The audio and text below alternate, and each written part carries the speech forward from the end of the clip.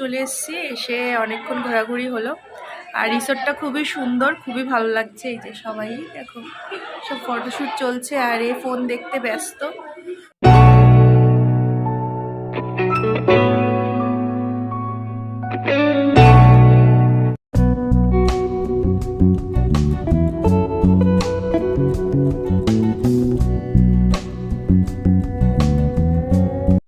Good evening, তোমরা সবাই কেমন আছো? আশা করি তোমরা সবাই খুব ভালো আছো। তো আজকে আবারও তোমাদের সামনে নিয়ে চলে এসেছি কিন্তু বিয়েবাড়ির ব্লগ। তবে আজকে যেই ব্লগটা তোমাদের সঙ্গে শেয়ার করব সেটা হচ্ছে রিসেপশন ব্লগ।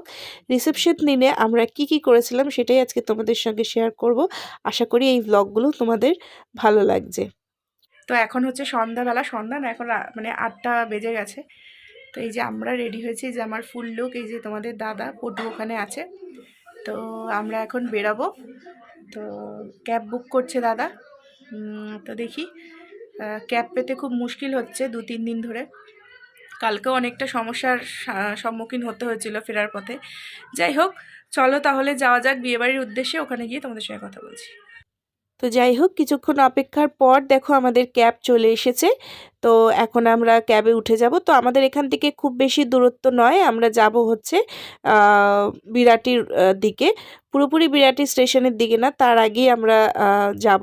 তো আজকে যেখানে যাচ্ছি সেটা হচ্ছে একটা রিসর্ট, ড্রিমল্যান্ড রিসর্ট। তো এটাই ভাড়া করা হয়েছিল রিসেপশনের জন্য। তো আমরা তো এদিক দিয়ে রেডি হয়ে যাচ্ছিলাম, আর কন্যাযাত্রীরা কিন্তু ওই হাবড়ার দিক থেকেই আসবে। তো আমরা চলে এসেছি, এখন ওয়েট করছি বাকিরা সব আসুক, তারপরে ভিতরে ঢুকবো। দিক দিয়ে আমাদের আমার দিদি আসছে, ওরা সব আসছে, ওরাও এসে পৌঁছয়নি এখনো, আসবে এক্ষুনি। সবাই এসে পৌঁছালে একসঙ্গে তারপর ঢুকবো।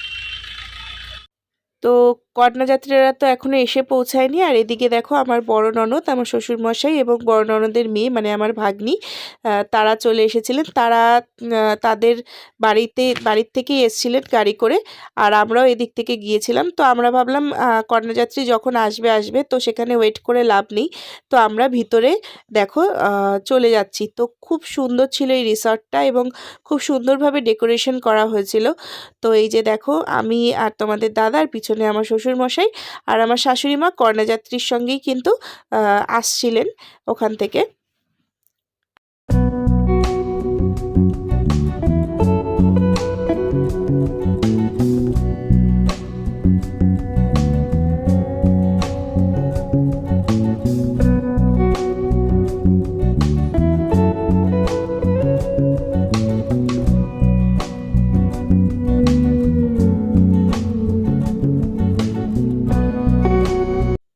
তো তোমরা তো দেখলেই ভিতরটা কি সুন্দরভাবে ডেকোরেশন করা, চারিদিকটা খুব সুন্দর, খুব ভালো লাগছিল। তো আমরা একটু দাঁড়িয়ে দেখো এখানে ফটোশ্যুট করে নিচ্ছিলাম, আমি দিদিভাইকে ফটো তুলে দিচ্ছিলাম। আর এদিকে দেখো চানি চাপলিন দাদা ছিলেন, আর এদিকে অনেকেই ছিলেন, খুবই ভালো লাগছিল, ছেলের বাড়ির অনেক লোক ছিলেন। তো রিসর্টটা খুবই সুন্দর। তো আমরা এখন চলে যাচ্ছিলাম সৃজার সঙ্গে দেখা করতে, মানে সৃজা মানে যার বিয়ে তার সঙ্গে দেখা করতে।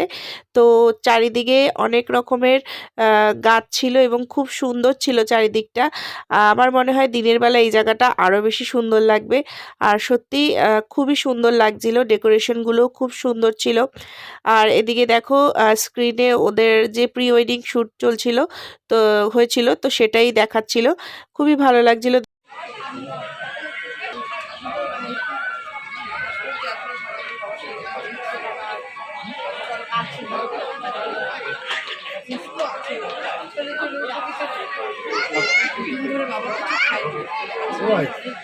যাওয়ার পরে একটু ছবি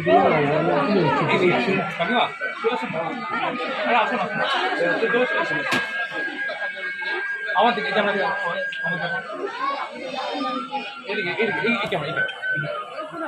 ঢুকছে ঠিক আছে।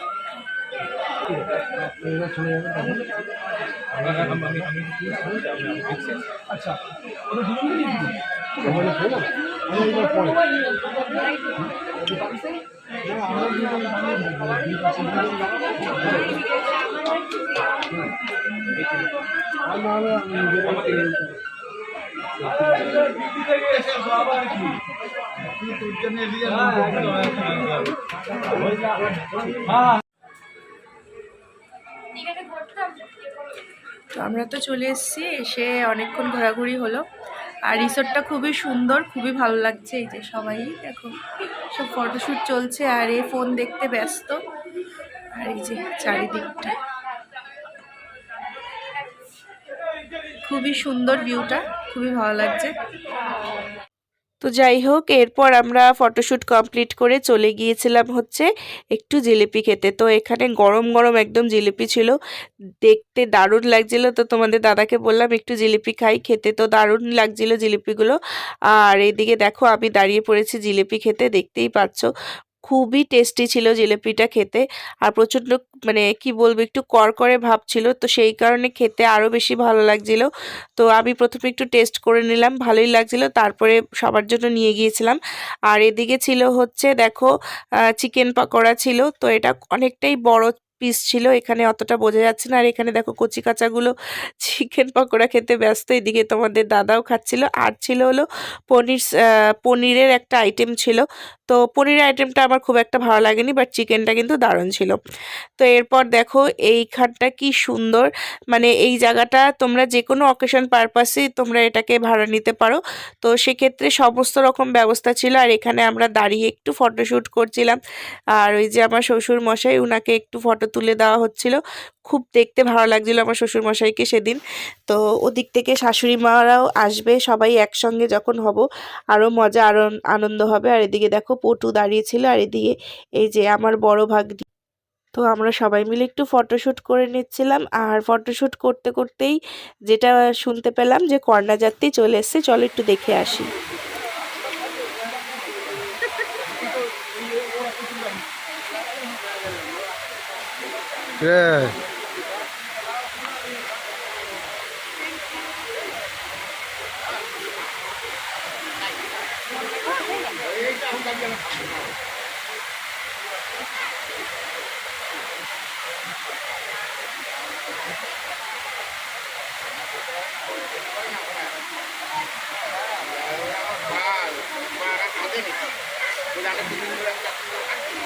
এই যে ম্যাডাম, আমার দিকে তাকাবেন।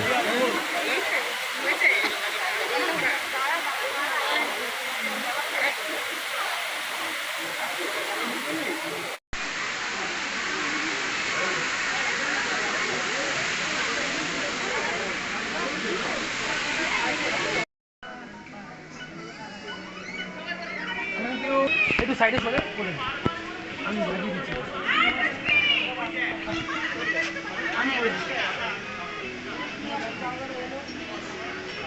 যাও তুমি, আমি তুলে দিচ্ছি। আরে আজ যেতে হবে, তুমি যাও তাতেই যাও, আমি তুলে দিচ্ছি। এদিকে যাও, এদিকে। তো আমাদের ফ্যামিলি ফটোশ্যুট তো হয়ে গেল। যেহেতু মা কন্যাযাত্রীর সঙ্গে এসেছিল, মার সঙ্গে কোনো ফটো তোলা হয়নি। আর এদিকে দেখো আমরা দুজন মিলে কত গম্ভীরভাবে কথা বলছি। যাই হোক, এই যে সবাই মিলে আবার দাঁড়িয়ে পড়েছি গল্প করতে, আড্ডা দিতে।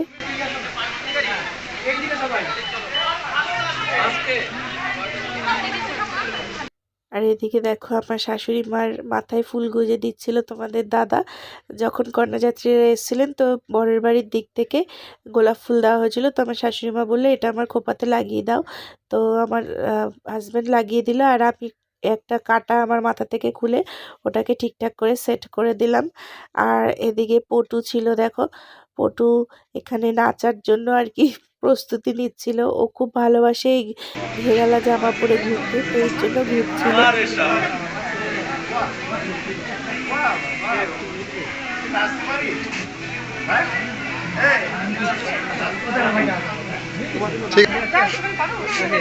হয়ে যায়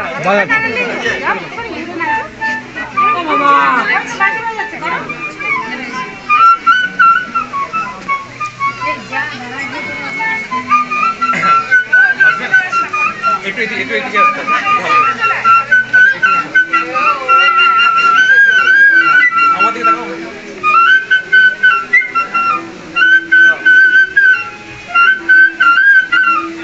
দাঁড়াবে সবাই, হ্যাঁ একটু দাঁড়াবে। আমার ক্যামেরা সবাই।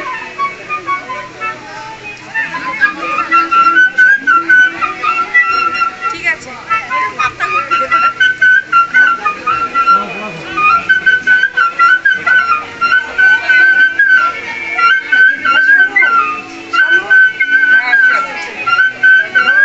তো যাই হোক এরপর চলে গিয়েছিলাম খাওয়া দাওয়া করতে।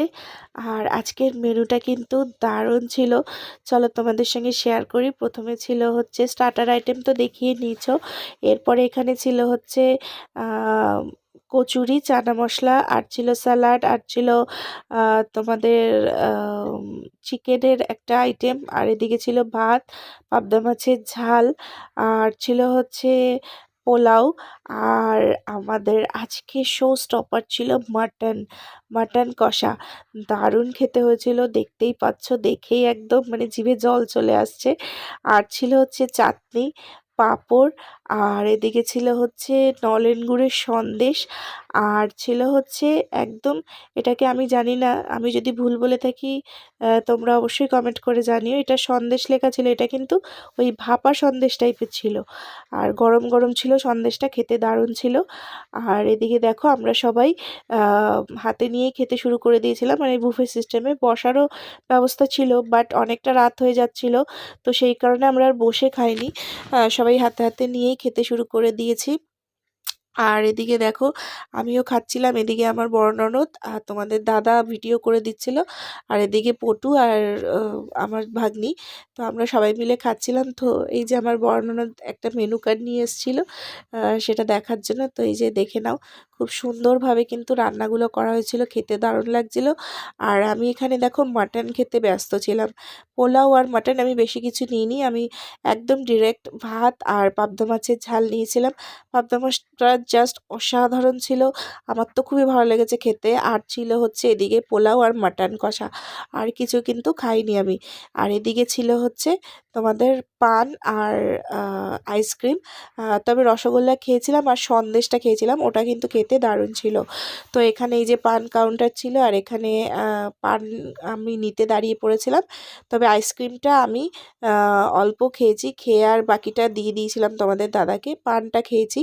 আর এদিকের এই গাছটা কি গাছ আমি জানি না, ওই ফুলগুলো এত সুন্দর লাগছিল, তো সেটা ভাবলাম তোমাদের সঙ্গে একটু শেয়ার করি, কারণ আমাদের ক্যাব আসতে একটু দেরি হচ্ছিল। আর এদিকে দেখো বাচ্চারা বসে আর আমার ননদ বসে এখানে আইসক্রিম খাচ্ছিল, আর ওদিকে আমার শ্বশুরমশাই আমার ব্যাগটাকে নিয়ে ঘুরছিল, যেহেতু আমরা খেতে গিয়েছিলাম, তো শ্বশুরমশাইরা বাইরে খান না কোনো জায়গায়, তো সেই কারণে মানে মাছ মাংস ওনারা খান না, তো সেই কারণে বাবু কিন্তু আইসক্রিম খাচ্ছিল, মানে আমাদের শ্বশুরমশাইকে আমরা বাবু বলেই ডাকি।